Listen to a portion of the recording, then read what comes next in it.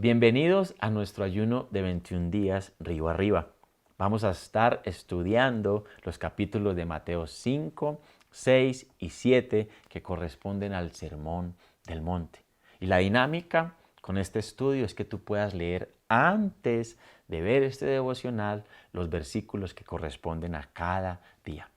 Por ejemplo, el día de hoy vamos a estar tocando los versículos de Mateo 5 del 1 al 5.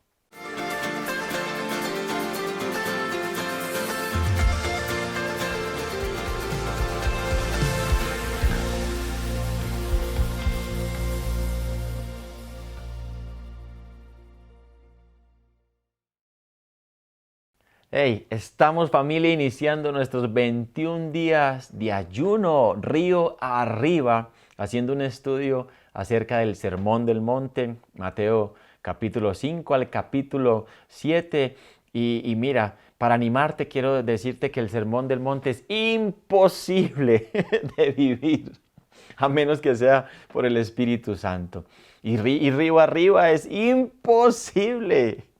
Tener la fuerza para nadar, para vencer todos los obstáculos que hay yendo río arriba, es imposible en nuestras propias fuerzas. Tiene que ser en las fuerzas del Señor. El Sermón del Monte es contracorriente, porque es contracultura. Es la cultura del reino, es una cultura totalmente contraria a la cultura que el mundo nos está ofreciendo aún más en este tiempo. Pero es el sistema de valores de Dios que nos retan a vivir una vida diferente que evidencia el verdadero carácter del cristiano. Y el Espíritu Santo está ahí para que podamos hacerlo, porque repito, no hay forma de otra manera, solo por el poder de Dios en nuestra vida. El Sermón del Monte empieza con algo que llamamos las bienaventuranzas. Y una persona bienaventurada es una persona feliz, es una persona dichosa, que tiene un gozo único y verdadero que proviene de dejar todo para seguir a Jesús. Y este mensaje Jesús lo muestra como una conexión íntima entre la santidad y la felicidad.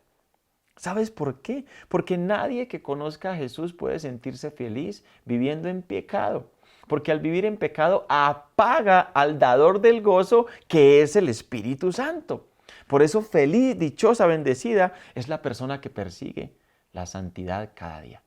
Escribe esta frase en tu cuaderno de notas de ayuno: santidad igual a felicidad. La santidad es más atractiva de lo que muchos realmente quieren admitir. Pero recuerda, ahí, porque tenemos un cuaderno de ayuno para toda nuestra experiencia con Dios en este tiempo, escribe santidad igual a felicidad. Todo parte de la primera bienaventuranza. Si no vivimos la primera, va a ser difícil vivir las demás. Mateo 5, 1 al 2 dice: cierto día, al ver que las multitudes se reunían, Jesús subió a la ladera de la montaña y se sentó. Sus discípulos se juntaron alrededor y él comenzó a enseñarles.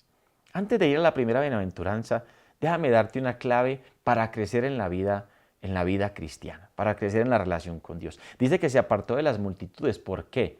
Si retrocedes al capítulo 4, te vas a dar cuenta que Jesús venía de estar con las multitudes. Cuando vio más multitudes, dijo: no, no más. Y se apartó para estar ¿con quién? Con sus discípulos. 3 cosas importantes para tu crecimiento en la vida con el Señor. La primera, estar con Dios. Fundamental. Nada reemplaza en la vida tu tiempo, tu intimidad con Dios. La segunda, estar con las multitudes. Y podríamos decirlo, estar en la iglesia, todos juntos, adorando al Señor. La tercera, estar en un grupo. Jesús se sentó con sus discípulos. Esas 3 cosas, si las vivimos, nos van a dar mucho crecimiento en Dios. Versículo 3 dice: Dios bendice a los que son pobres en espíritu y se dan cuenta de la necesidad que tienen de Él. La primera bienaventuranza. La palabra pobre en espíritu es una palabra que es tojos y es alguien que está en mendicidad absoluta. Ojo, no es alguien que tiene que tener 3 trabajos para poder medio sobrevivir. No, no está hablando de esa persona. Está hablando de una persona que está totalmente incapacitada, que no puede hacer nada para sobrevivir y que depende de otros para su sostenimiento. Entonces, ser pobre en espíritu significa reconocer la mendicidad espiritual, que no podemos solos y que necesitamos a Dios para poder salvarnos. No podemos hacerlo en nuestras propias fuerzas. Y quizás uno de los pasajes que mejor nos ilustran la pobreza espiritual está en Lucas 18, versículo 9 al 14. Luego Jesús contó la siguiente historia a algunos que tenían mucha confianza en su propia rectitud y menospreciaban a los demás. El orgullo de creerte bueno te lleva a tener es como un sentimiento de superioridad moral que te hace menospreciar a las demás personas. Versículo 10. 2 hombres fueron al templo a orar. Uno era fariseo y el otro era un despreciado cobrador de impuestos. El fariseo, de pie, apartado de los demás, hizo la siguiente oración: te agradezco, Dios, que no soy pecador como todos los demás, pues no engaño, no peco y no cometo adulterio, y para nada soy como este cobrador de impuestos. Ayuno 2 veces a la semana y te doy el diezmo de mis ingresos. Versículo 13. En cambio, el cobrador de impuestos se quedó a distancia y ni siquiera se atrevía a levantar la mirada al cielo mientras oraba, sino que golpeó su pecho en señal de dolor mientras decía: oh Dios, ten compasión de mí, porque soy pecador. Les digo que fue este pecador y no el fariseo quien regresó a su casa justificado delante de Dios, pues los que se exaltan a sí mismos serán humillados y los que se humillan serán exaltados. Este pasaje muestra verdaderamente lo que es la pobreza espiritual. ¿Quién volvió a su casa justificado? Es decir, declarado justo, inocente delante de Dios. Aquel que se humilló, aquel que reconoció su pobreza espiritual, aquel que reconoció que no podía salvarse a sí mismo y que tenía que depender total y absolutamente de alguien, y ese alguien no es otro alguien que nuestro Salvador Jesucristo. Mira, la falta de pobreza espiritual se nota muy fácil en que empezamos a ver las fallas de los demás, pero no las propias. Y cuando alguien nos confronta con nuestras propias fallas, nos enojamos.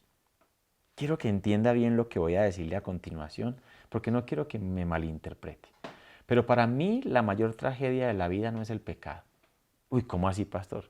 Momento, no me corten ahí. Para mí la mayor tragedia de la vida no es el pecado, sino el no admitirlo, el no arrepentirse, porque entonces no podemos solucionarlo. Voy a hablar más de eso en la próxima bienaventuranza o en el próximo versículo. Pero ¿cuál es la recompensa de la pobreza espiritual? Dice, porque el reino de los cielos les pertenece. Entonces hay una promesa, hay una condición, la pobreza espiritual, y hay una promesa, el reino de los cielos les pertenece. Entonces la salvación les pertenece, los diseños del reino les pertenece, la cultura del reino les pertenece. No solamente tienen la vida eterna, que es la vida después de esta vida, sino que tienen la vida del eterno en esta vida. Espero que me hayas entendido. Sigamos a la próxima bienaventuranza, Mateo 5:4. Dios bendice a los que lloran, porque ellos serán consolados. Llanto o llorar, la palabra griega es experimentar un profundo dolor, afligirse, lamentar, sentir tristeza, sufrir. Pero ¿por qué alguien que llora, siente dolor y siente tristeza es bendecido? Eso es como decir feliz el infeliz. Parece una incoherencia, ¿no? Pero ¿de qué llanto, de qué tristeza, de qué sufrimiento está hablando Jesús? No está hablando de las personas que pasan por dificultades, o pierden un ser querido, o tienen una situación financiera difícil. Obviamente Dios trae consuelo. ¿Qué tal que no? Si Dios no trajera consuelo, fortaleza y derramara su amor en esos momentos, ¿cómo podríamos superarlos y cómo podríamos seguir avanzando? Pero del llanto que está hablando Jesús es de aquellos que lloran por su pecado. Ahora, ¿cómo puede alguien sentirse feliz llorando por su pecado? No, no es que alguien llorando por su pecado se sienta feliz, pero es que así lo ve Dios. Lo ve como alguien dichoso, lo ve como alguien feliz, porque está quebrantado por haberle fallado a Dios. ¿Me están entendiendo? Una buena definición y un buen ejemplo de arrepentimiento es el Salmo 51, salmo que fue escrito por David. ¿Sabes cuándo lo escribió? ¿Después de qué? Cuando el profeta Natán lo confrontó por su pecado de adulterio con Betsabé y todo lo que había desatado ese pecado. Y David no se había arrepentido. Y Natán fue y lo confrontó y le habló en un lenguaje que David conocía.